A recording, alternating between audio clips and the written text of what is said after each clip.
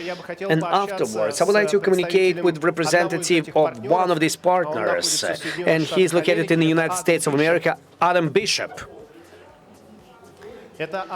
Adam Bishop. Hello. Hi, Adam. How Adam are you? Bishop is. I will. Right now I'm going to switch to English because Adam is located in the US, and I think that simultaneous translation will provide you to understand everything that happens today. Hi, Adam. How are you doing? I'm doing well. Adam is Director of Information Security at EPAM and Head of Cyber R&D Lab. So a lot of security-related titles. Adam. Yes, it's I see a pleasure. Dark. It's dark outside. Where are you? Yes, so I am in Pennsylvania. I'm actually about 10 minutes away from our headquarters in Newtown. So it's not been the best weather lately, a little overcast and kind of dark and starting to get a little cool again, but it's nice. Enjoy being over here and working at the headquarters. Yeah, today we're going to have a number of interviews with representatives from EPAM and from Cyber R&D Lab with Adam. So you're the first one. You are the early bird, the earliest bird from the United States. So Adam, Yes. let me start with the questions I have prepared for you. And the first will be, as soon as you're so much related with the different cybersecurity things, what are the key things you've learned over the last years in cybersecurity? Sure. Well, you know, I've really had a fortunate run in my career, I think, because I've been able to see a lot of different angles. You know, I worked as head of security at a large energy company. Saw a lot of different things around complexities with IT, OT, compliance, regulation, risk. Just, you know, everything about being in critical infrastructure and how that is targeted by a lot of different angles. And then since then, you know, coming over to EPAM last year, just seeing how the services industry works from the inside out and all the different security services that can be provided. And then, of course, most recently being the privilege of taking on the role of CEO for Cyber R&D Lab and really focusing and going deep dive in these, you know, security offensive research-based approach. It really just highlights and underscores that it's just incredibly hard to get this stuff right. I have yet to see an organization. I mean, there's a lot of people doing good things, and some better than others. But I've yet to see one that's really got a leg up. And at the end of the day, no one really has a leg up from the bad guys. So you know, the one thing I think I've taken away is that it's very difficult to get right. You're kind of always stuck in this catch-up mode, and it's really how you play the game that's going to determine how resilient you come out of it. Yeah. Adam, you're a cybersecurity guy, and at the same time, may I ask a personal question related with your room? I see there are drums behind. Are you somehow doing drums? I do enjoy music quite a bit, actually. So I started kind of over there on the keyboard. So I played some piano as a you know, when I was younger. Was taught, kind of stuck with it over the years, and then more recently, just got into a lot of different musical instruments. And I have to say now, the drum set and everything, that's more my kids, actually. My daughter has really taken on the drums, and it's enjoyable to do that as a family and everything. So this is when I kid myself that I have the time to go back there and make music, which is not often these days. Yeah. Adam, you represent Cyber R&D Lab, right? Correct. Can you tell more about the company? Sure. So Cyber R&D Lab is it's just an exciting opportunity. It's just really exciting to think about what we're doing now. So it's basically a research-based capability that we're bringing to market. Obviously, a close partnership with EPAM and Positive. And what we're all about is coming in as an offensive security service and looking at platforms in a unique way that we feel we can do better than a lot of the commodity types of services that are out there today. We're certainly not the only player in that space, but we think we can go a little deeper, looking at things the way like a typical attacker might look at something, and really find out those novel vulnerabilities, unique things that tool-assisted assessments and standard penetration testing and scanning and SAS and DAS, they're just not going to find them in the same ways. So that backed up with a big practice of research, constantly looking at different technologies and platforms and producing research on those topics. That's really what we're about. We think of ourselves more of a research organization, and then we apply that methodology to the services that we can provide for value for our clients. So what are some key examples of how offensive guys are stacked against the defenders? Because this is about both sides, you know?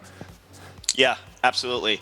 So if you think about it, there really is a lot of data points around odds being stacked against you as a defender.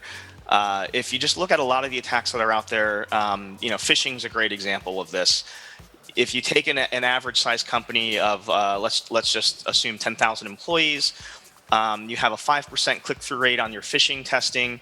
That's 500 endpoints that are potentially compromised and backdoors for the bad guys to get into your environment.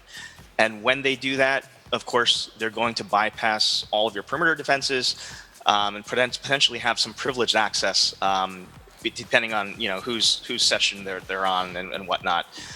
Server patching is just another example of numbers. 5,000 servers, hypothetically speaking, you have a 3% patch deployment failure rate. 150 vulnerable servers now in the enterprise that can be pivot points, that can be compromised, that can be used to launch different attacks within the network. So if you just think about those two examples, there's many more, of course. There's billions of account credentials that are live, real passwords on the dark web, not even just dark web, but the regular internet. They're available to attackers. So you don't really even have to crack passwords these days anymore. Just so many things that make it tough and make it difficult. And as organizations that are in the game of defending ourselves, we would gladly go up to our boards and say things like, 95% effectiveness rate on our training is fantastic. That shows the program's effective and it's working. 97% effectiveness on our patching across the enterprise servers shows that that's actually working. Those are good metrics, is what we would say. But it just shows that all it takes is one bad weak point that the bad guys can leverage and get into the environment, and that's really what makes it so hard. And it's why we say it's kind of not if, but it's like a matter of time. It's not if, it's when. Mm-hmm. Do you, by the way, see any changes related to both or either of the sides, offensive or defensive, over the last year related with COVID? Anything certainly, happens? absolutely, yeah. Absolutely. You can't just let something like that pass by. I mean, the attackers and the defenders, I would say, they react to things that are going on, whether it's a major market move or shift, to cloud or whatever it might be. COVID's it's no different, right? It's a massive shift in how we did business. And the scariest part of COVID, aside, of course, from the health concerns, I mean, I hope everybody is staying safe, certainly.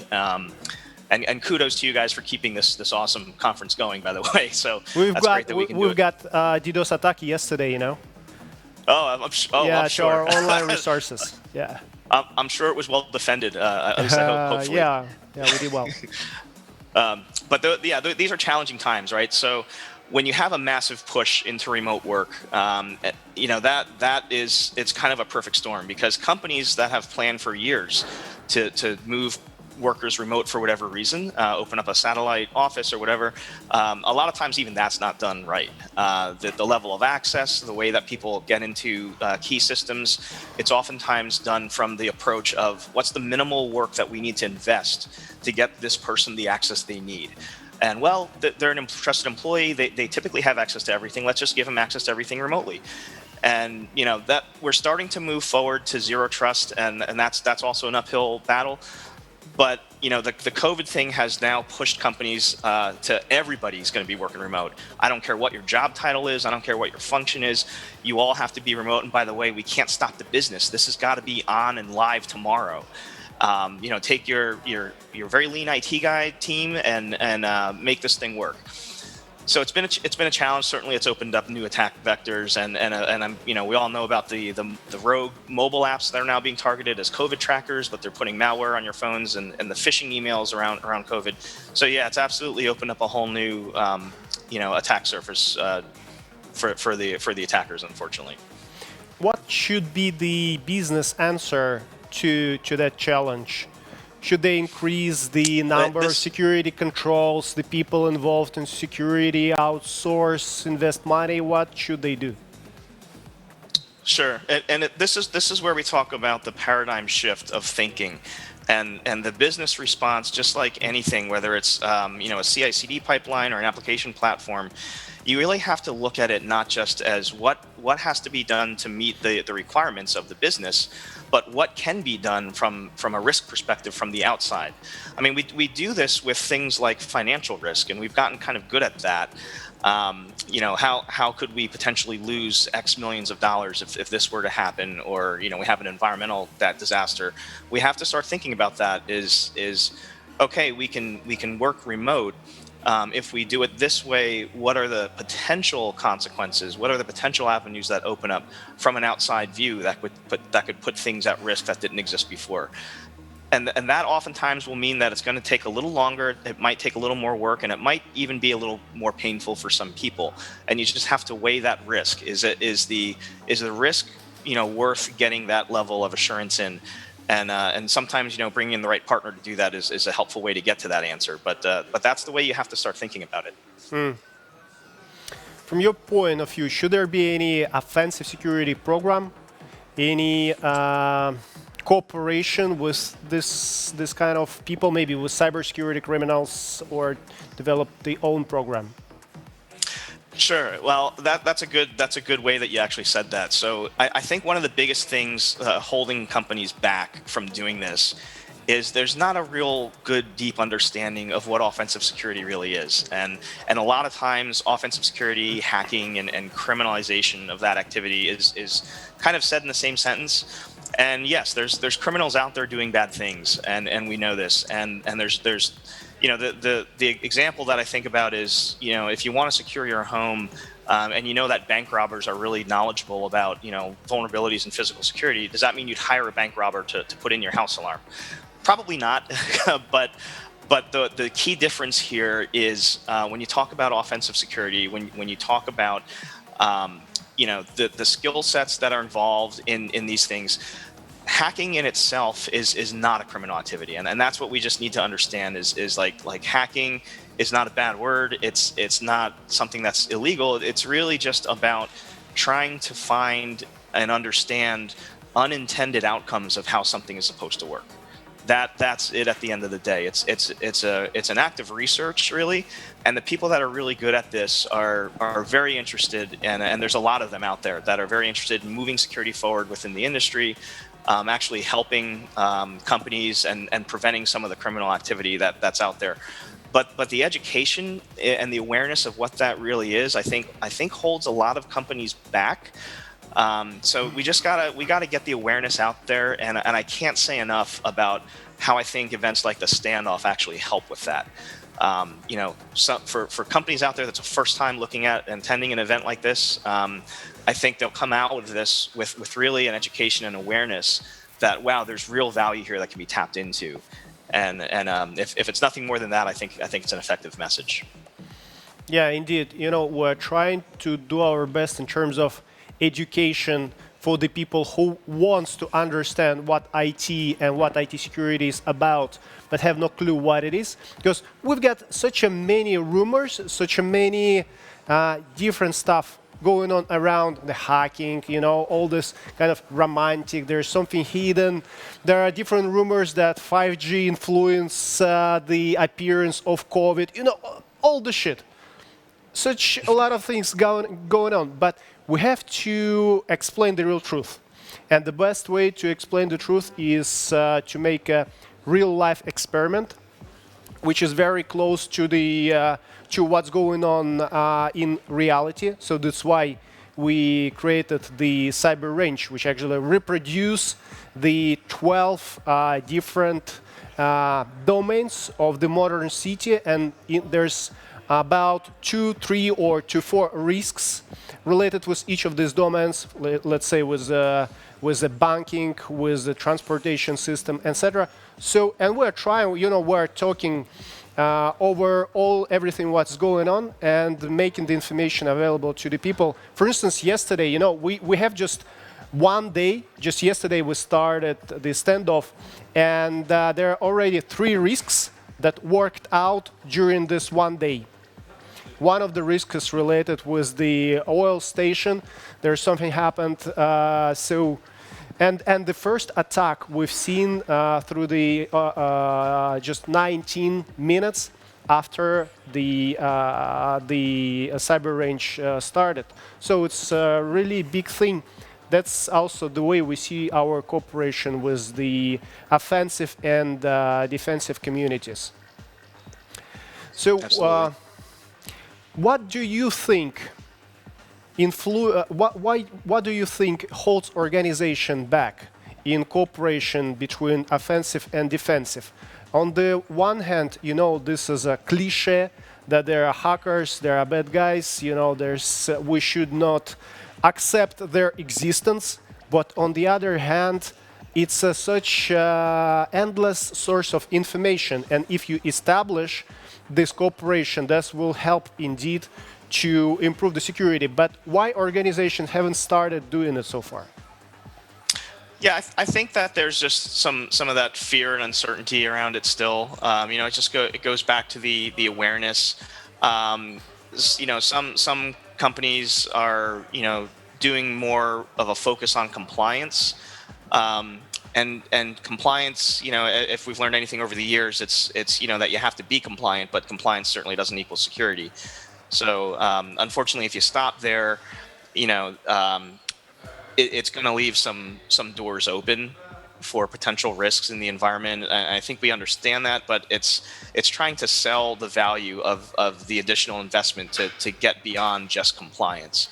And it just takes that honest, look inside to be able to say to yourself, okay, I'm going to find out that my platform and my enterprise is truly, has some insecurities in it.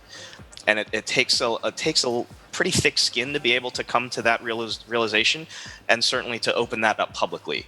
But if you look at companies like Tesla, for example, companies like Apple or Google, these are highly innovative firms that to stay competitive in that space understand that is the way forward. That is the path forward. And that actually is one of the fastest ways to ensure that everybody that's using your product or platform is using it on a basis of trust.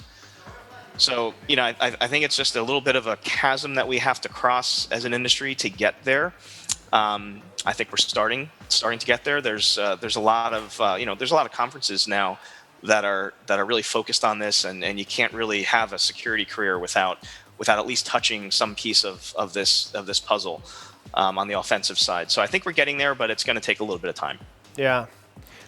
In your opinion, what are the key things to start the offensive security program? Yep, it's a great question. A lot of people try to do this internally, and they see, well, it's cheaper. I can have my team doing a little bit of this and doing a little bit of that. I mean, absolutely, it can be done. I came from an organization where that was kind of the way that we thought about it, and it's like anything else. It's a growth and maturation process. So some things that make that challenging.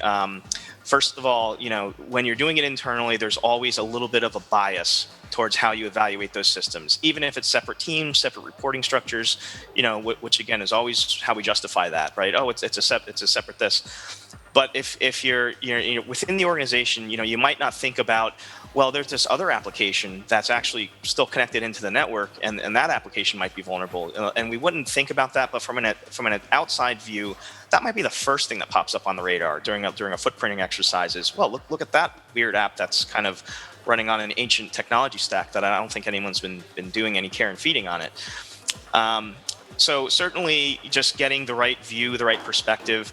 And I think the biggest point after that is recognizing that one size does not fit all, right? So there's different ways to assess things. You can go very, very fast and agile, and scanning exercises that can be done and measured in like a days of time. And then there can be, on the other end of that spectrum, very deep dive, mostly manual-based assessments and reverse engineering type of exercises, which can take weeks or in excess of a month or more sometimes to do those. Certainly, you're not going to apply those uniformly with the same brush stroke across the enterprise.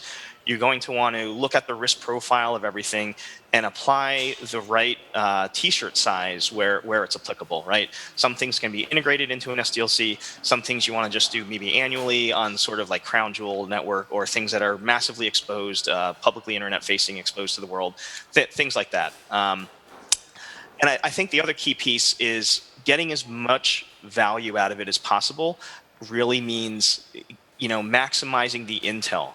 So there's firms, and I've worked with some in the past where they'll come in a lot of tool-based scanning exercises.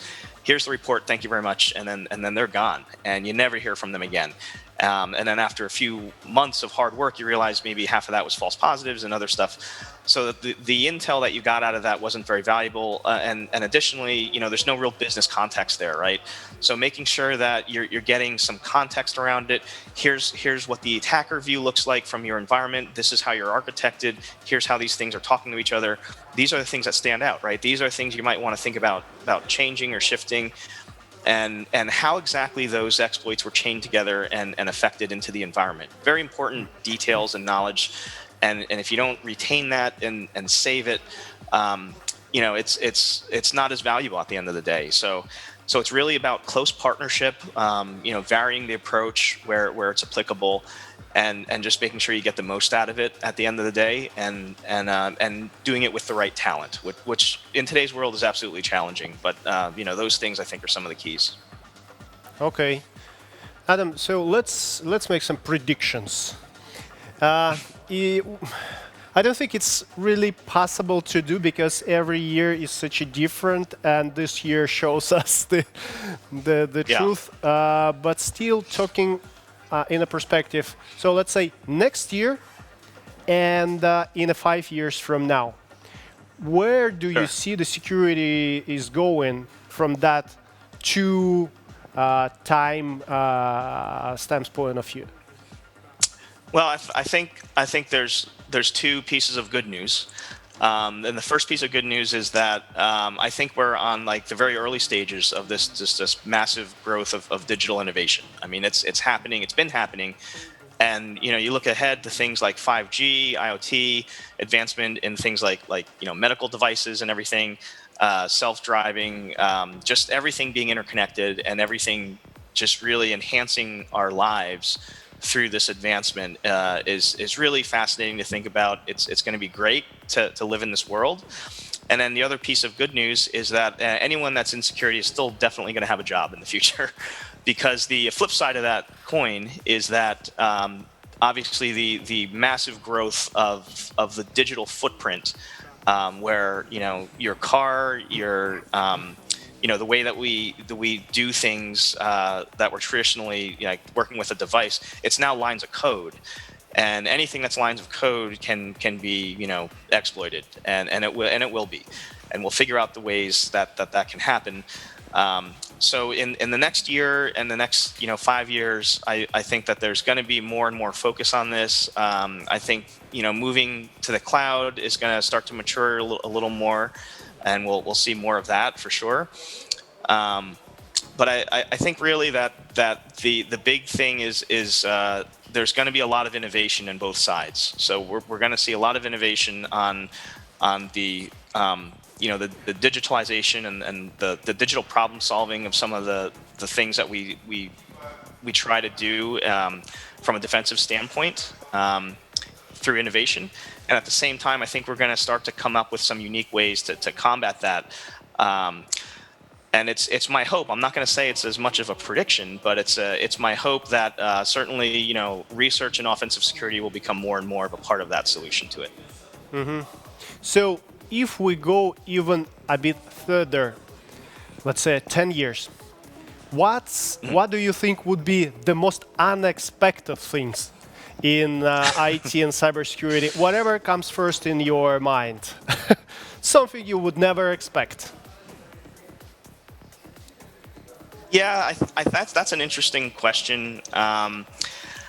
I think, I mean, 10 years from now, I think it would be really cool, and I think it would be a little unexpected, at least from my perspective, if we started to see, these digital services become more and more utility in nature, kind of the way the internet has become. And there was a day when we were having this exact conversation around this scary concept of plugging an enterprise company into this weird thing called the internet. And over the course of time, certainly a little longer than 10 years, I'd say, but it has become almost utility that no matter where you go, you expect internet access much in the same way you expect running water and electricity. So there could be, I'd push it out a little further, but I would say that there could be a time where we're going to start to see that wherever you are in the world and whatever context you're in, secure, trusted platform and being able to do whatever you need to do. It just works, and you expect that. And these, these issues of security and breach would start to become more of an edge case.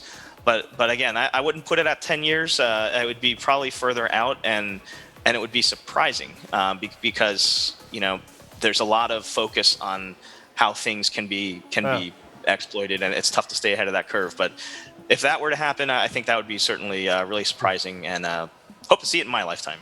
Can you ask me a question? What do I expect in the next 5 years?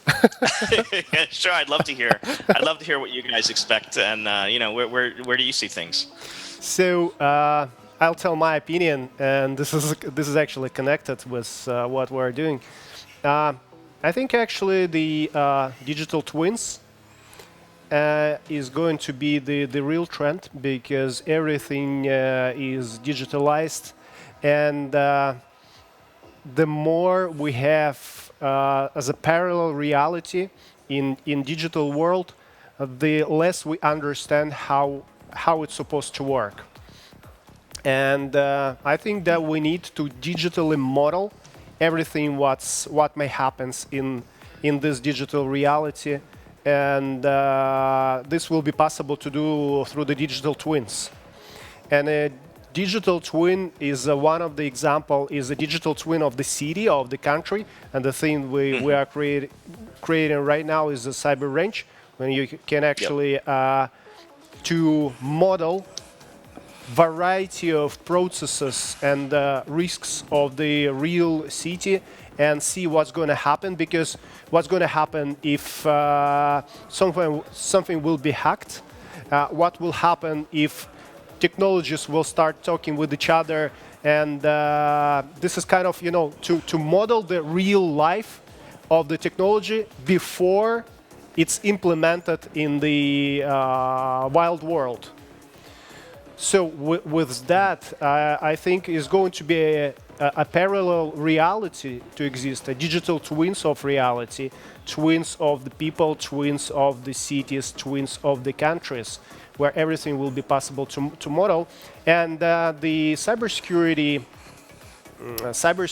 area here I see as to model everything, all the possible incidents, what may happen, in order to avoid them in our real life, because our physical bodies won't migrate to digital space. So we have to survive, and to make sure that the next generation are safe and comfortable.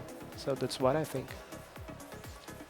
Yeah, that's a really good point, actually. That perspective of basically opening it up, and you can once you think about that paradigm, it exposes it to everybody, and I can think of a lot of ways that would help things, not only in how you said, but also just raising awareness and interest, and people that might